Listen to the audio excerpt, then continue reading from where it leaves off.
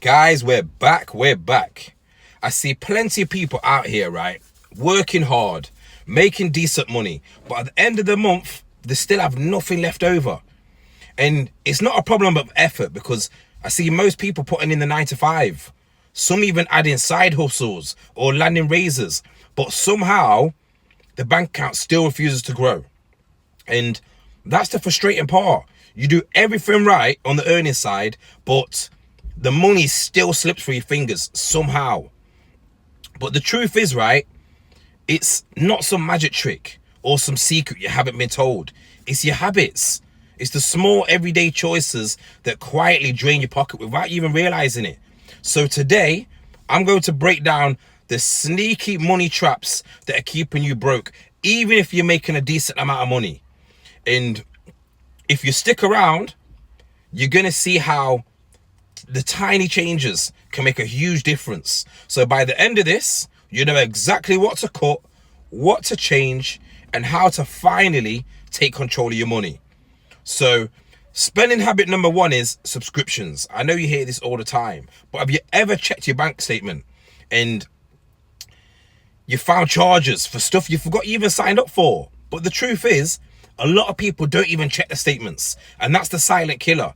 Subscriptions everywhere: Netflix, Spotify, Disney Plus, Amazon Prime, Apple Storage, maybe even a gym membership you haven't used in months. On their own, right? £5 here, £10 there. It doesn't feel like much, but once you stack them up, suddenly it's not just hundreds a year for some people, it's hundreds every single month. So if you think about it, why pay for Apple Music, YouTube Premium, and Spotify at the same time if you're barely using any of them? Same goes for gyms.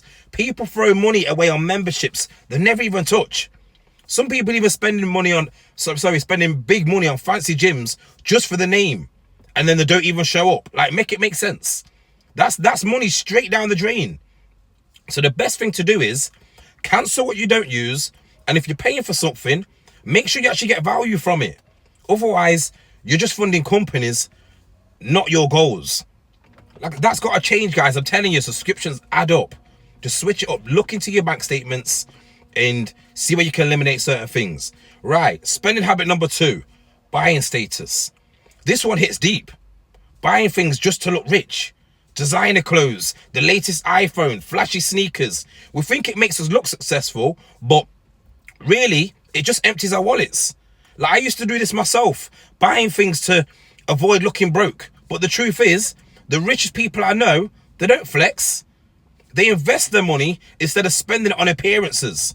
So, straight up, right? It's nice to treat yourself sometimes. But if every paycheck disappears into things that don't really matter, you'll struggle to save for a house, invest, or create experiences that last a lifetime.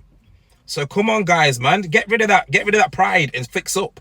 Spending habit number 3, daily convenience spending. Starbucks runs, Uber Eats. So Uber Eats, quick snacks at the gas station, ordering food on a regular basis because you can't be bothered to cook. You see, these small purchases, I'm telling you, they add up like crazy. It's just £5, it's just £10. That's the trap though. $5 a day, that's equals what, £1,800 a year? And let's be honest, most people aren't spending just £5 a day on daily convenience. So if you was more realistic and said £20 a day, now we're talking about £7,300 a year. That's nuts. Like, I realized I wasn't bad with money. I was just bleeding it out, one small purchase at a time. And I started monitoring my spending for a month, and my daily convenience costs totaled $500 a month. When I realized this, I started cooking at home, making my coffee at home, planning meals ahead. So like chicken and rice for one day, spag bowl for a next. It makes things so much easier.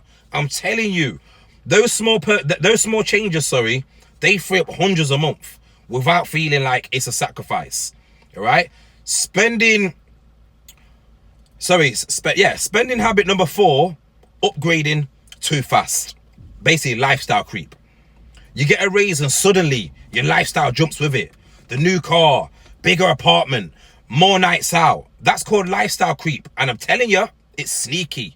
Most people think it's normal, but the truth is, no matter how much you earn, you still need to be smart with your money. I've seen people making 150k a year still broke because they live above the means, while someone on 50k a year ends up better off simply because they spend less than they earn. The fastest way, I'm telling you, to save isn't earning more. It's living as if you didn't get the raise in the first place. Living below your means isn't punishment, it's freedom. So now let's jump into spending habit number 5, not budgeting.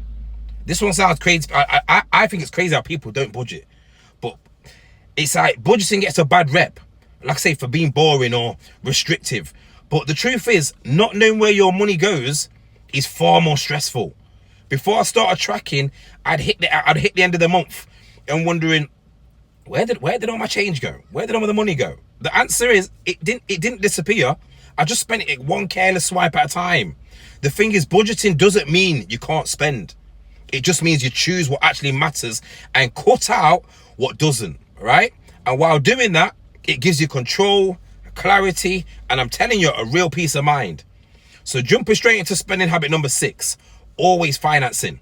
People have normalized this, buying everything on finance. I'm telling you, it's a trap. Phones, furniture, clothes. Companies love to say it's only £30 a month, but £30 here and £30 there, especially when, like I say, people aren't really good at managing money in the first place. Suddenly you're locked into hundreds of months of payments. Okay, it's the thing is with financing, right? It keeps you trapped in the cycle of working just to keep up. I learned a simple rule: if I can't buy it in full, I probably can't afford it yet. So now we've got through the steps. Let's recap the habits we went into, right? The habits that I think are keeping people broke. Number 1, too many subscriptions. Number 2, buying status. Number 3, daily convenient spending. Number 4, lifestyle inflation. Number 5, not budgeting. And number 6, financing everything. The crazy part is, most of these, they don't make us happier. They just make us more stressed and stuck. But once you start breaking them, you feel more in control, more freedom, and more financial peace, even if your income hasn't changed. Like, I'm not perfect. I'm still working on these habits myself. But the difference between staying broke and building wealth usually isn't about a lottery win. It's about cutting out the little habits that quietly steal your money. So if you found this helpful, guys, hit the like button, drop a comment, and tell me which habit do you struggle with the most, and what are you going to do to change it. We out. Peace.